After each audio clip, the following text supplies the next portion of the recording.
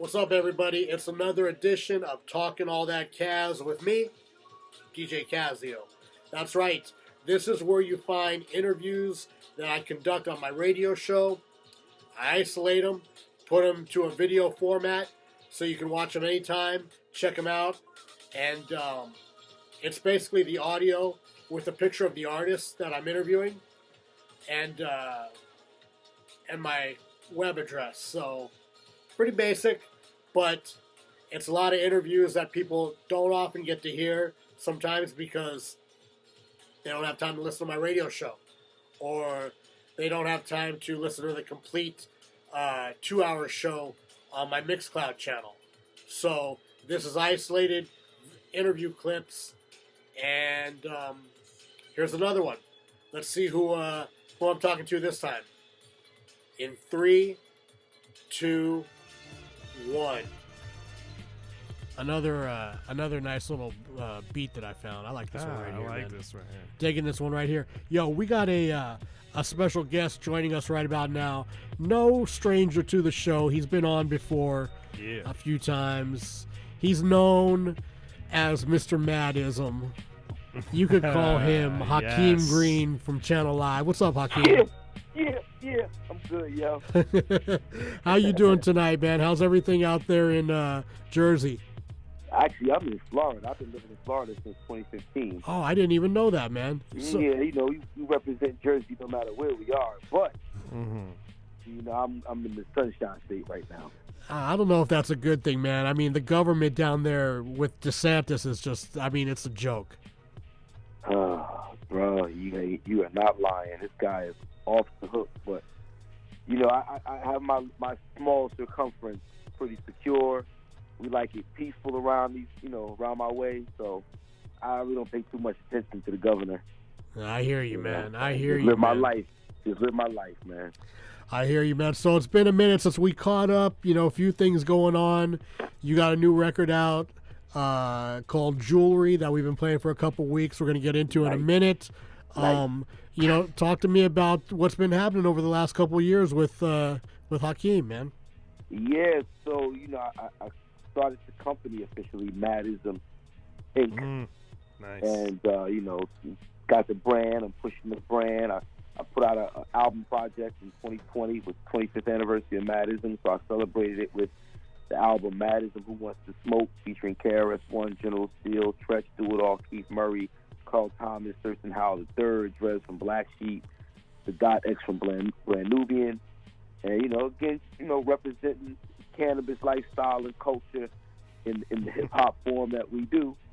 And I've been pushing that, and then, just being creative. I hooked up with Hitman producer Ron Lawrence, produced Hypnotized for Biggie, and produced Where I'm From for Jay-Z, LL, and big-time producer, and got with him and started throwing me some joints. And we came up with this album project called Aubrey. It's 10 songs. Jewelry is one of those songs. We got a joint called The Cypher featuring KRS-One. We have Took a Test that I dropped in June. And, just pushing the Madism brand, Madism as a movement, trying to stay creative. Good work. When I listened to Jewelry, when I first got it, I was like, you kind of switched up your style a little bit in that you were like really, it was a more laid back cadence and flow. Was that? Did you think that it was time to change your style up a little bit, or what was the thought behind that? It's just the track kind of dictates how I approach it, how I attack it, and how the message and what I'm trying to convey lyrically will determine, my intensity, or if I'm laid back or more amped. And, I'm working, actually I'm about to drop another project before I even drop the Aubrey album called Nah Me. And I have a joint on there called Can I Eat? That's very rock, country, western. Oh, wow. You talk about a different flow. This is way different. And again, just letting the track kind of dictate the approach and how I attack it. And so yeah, Jewelry got that classic bass line. I'm not gonna give it away and tell you where it's from, But it's a classic bass line for all my funk folks out there should pick up on it. And, Jewelry being off the Aubrey album, Aubrey is a tribute to 80s hip-hop, late 70s, early 80s. So lots of breakbeats, scratching, classic loops and samples, taking it back to that. And Jewelry, I think, is a great example of that, what we're trying to accomplish with this project. Wow, okay. And now, first off, I do have to ask, this is V-Dog here.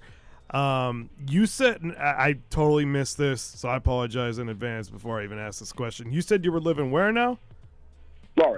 Florida. Oh, okay. Yeah, I can see why a cast. No. I could see. Hey, that's I would say that's an intense state. That's what I would say. All the stories.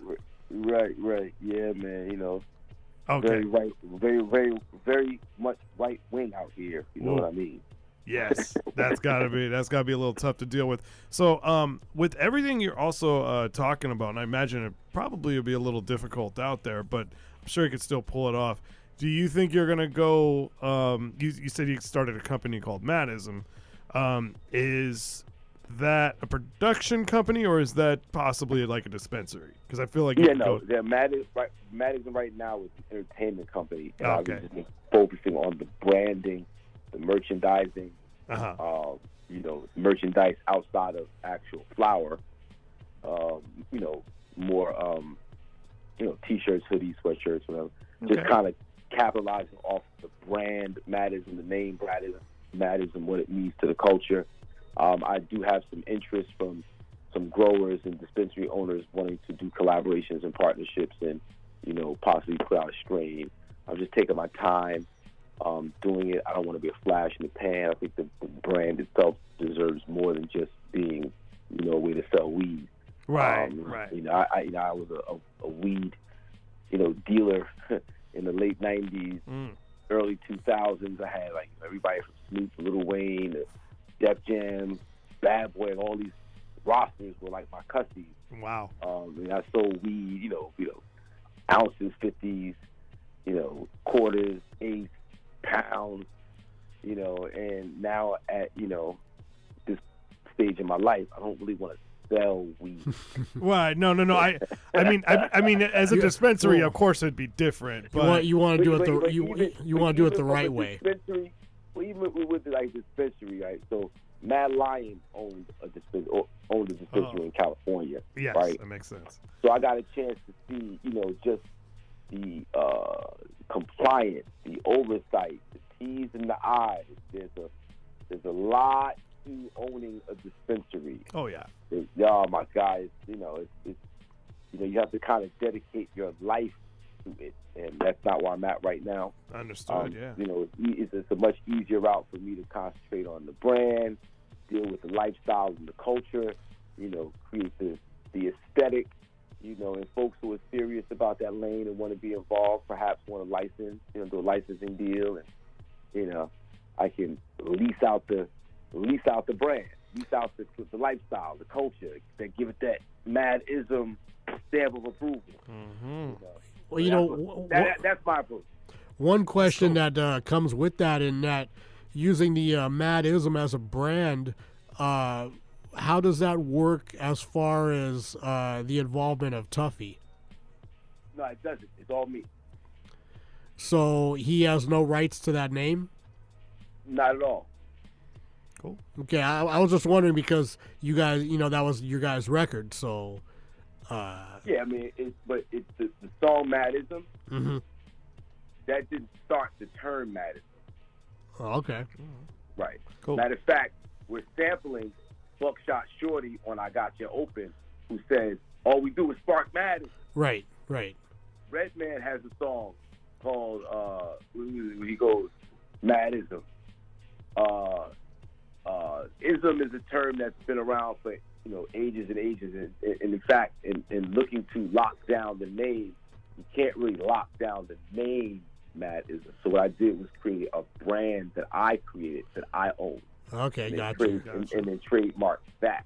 Now I own that brand. The publishing off of the record we share. Right. Right, but no one actually owns the word Madism. Okay, yeah, because I mean, I had known that it had been referenced in songs, like you said, Redman and Buckshot, but you guys actually made a song where that was the actual branding of the song. So I figured maybe there was some kind of silent partnership or something there between the two. Nah, he does nothing. He puts up no money. He does nothing to further the movement of Madism. So there's no reason for him to be involved. Okay. All right. Got you. All me, Got you. bro. It's all me.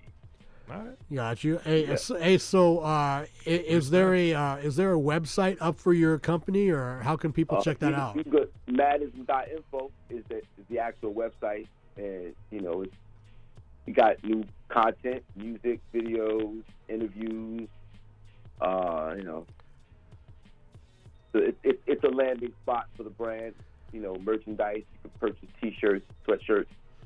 I got a hat, crowns, I should say.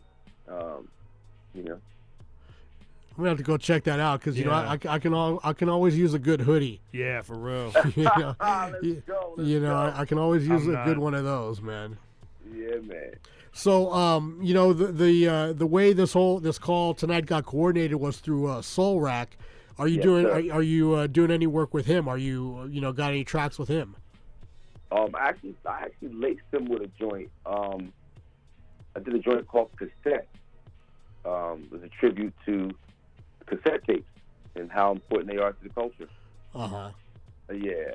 And then he's just been very instrumental in setting up interviews and helping me promote. But right now it's about the Aubrey album, which drops in a few months, and Nah Mean, 5-song EP, is highly produced by Big French from Mad Bull Productions, which will be dropping next week, actually. Okay. So I'll make sure you guys get that. 5-song EP.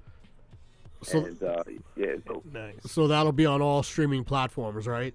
all streaming platforms. Yep. And Sure. and then as far as the Aubrey album, is that completed and you're just waiting for a date, or you still got some work to do on it? Actually, the album's done, save for an intro and outro that I'm waiting to get from the mayor of Newark, New Jersey.